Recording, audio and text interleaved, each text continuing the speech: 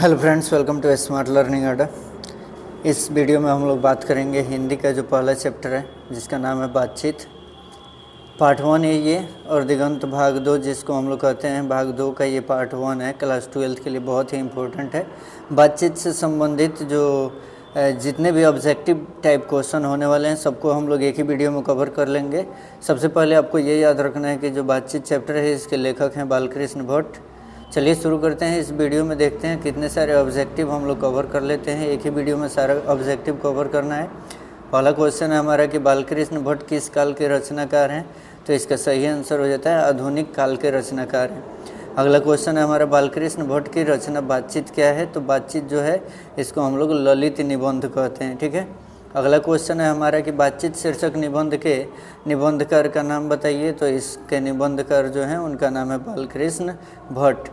अगला क्वेश्चन है हमारा बालकृष्ण भट्ट का जन्म कब हुआ था, तो सही आंसर हो जाएगा हमारा 23 जून 1844 को इनका जन्म हुआ था।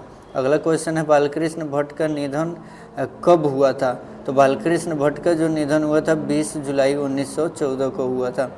अगला क्वेश्चन हमारा बालकृष्ण भट्ट का निवास स्थान कहाँ था, तो निवास स्थान इनका इलाहाबाद उत्तर प्रदेश में था। ठीक है। अगला क्वेश्चन है बालकृष्ण भट्ट ने मोटा मोटी कुल कितने निबंध लिखे हैं, तो 1000 लिखे हैं मोटा मोटी यानी लगभग में। ठीक है।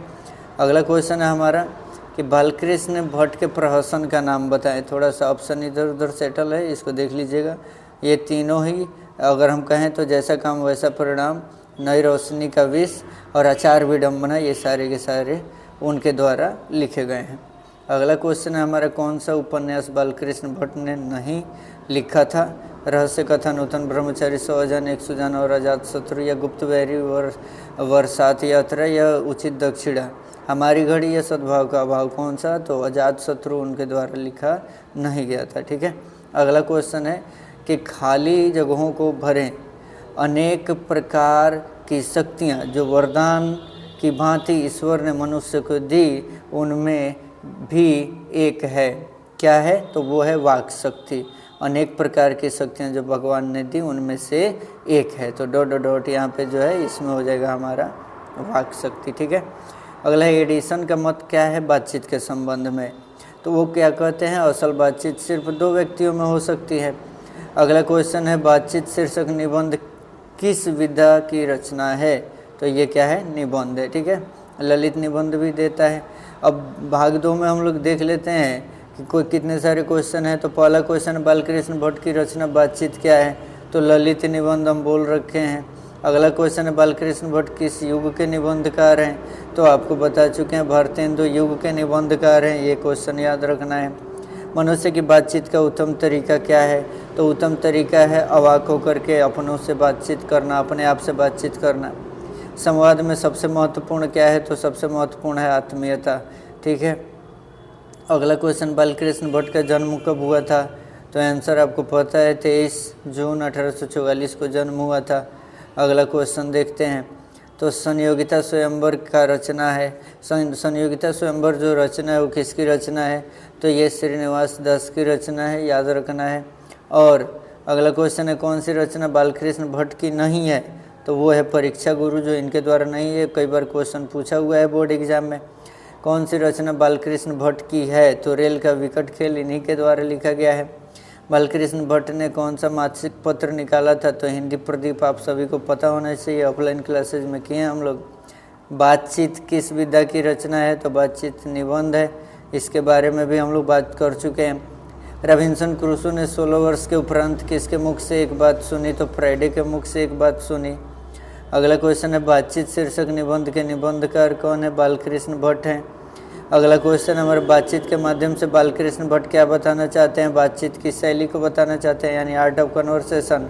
अब भट्ट जी को अंग्रेजी साहित्य का एडिशन और स्टील की श्रेणी में रखा है, किसने रखा है, रामचंद्र शुक्ल ने रखा है। ठीक है। अगला क्वेश्चन बालकृष्ण भट्ट का निवास स्थान कौन सा है, तो इनका निवास स्थान है इलाहाबाद उत्तर प्रदेश।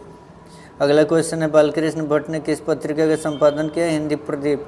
जो भी क्वेश्चन बन सकते हैं जिस जिस लैंग्वेज में कोशिश की है वैसे लैंग्वेज में दे दे आपको, ताकि कोई भी डाउट ना रह जाए। बालकृष्ण भट्ट ने हिंदी नामक पत्रिका हिंदी प्रदीप नामक मासिक पत्रिका निकालना कब प्रारंभ किया? 1877 में।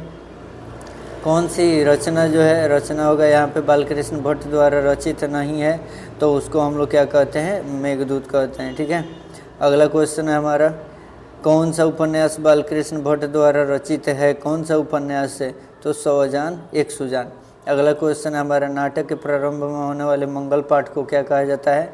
तो नांदी पाठ कहा जाता है। इसको याद रखिए, इस चैप्टर का छोटा सा पॉइंट। रॉबिन्सन क्रूसो ने कब तक मनुष्य का मुख देखने को उसको नहीं मिला था? तो 16 वर्ष तक। ठीक है, उसके बाद फ्राइडे के मुख से एक बात सुना था, बोलने से ही मनुष्य के रूप का साक्षात्कार होता है। किसने कहा है? तो बेन जॉनसन ने कहा है। ठीक है, एडिसन का मत हम लोग देख चुके हैं। अगला क्वेश्चन, असल बातचीत सिर्फ 2 ही लोगों में हो सकती है। किसका मत है? तो एडिसन का, जो कि पीछे भी हम लोग चर्चा में लाए थे। एडिसन के अनुसार असल बातचीत कितने लोगों में होती है? सिर्फ 2 लोगों में। ठीक है, अगला क्वेश्चन, बातचीत से मन किस प्रकार का हो जाता है? तो हल्का और स्वच्छ हो जाता है।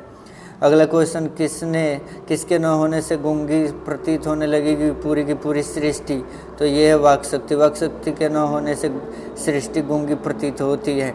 अगला क्वेश्चन, आर्ट ऑफ कन्वर्सेशन कहाँ के लोगों में सर्वाधिक प्रचलित है? यूरोप के लोगों में सर्वाधिक प्रचलित है। बालकृष्ण भट्ट किस काल के रचनाकार हैं? तो ये हैं आधुनिक काल के।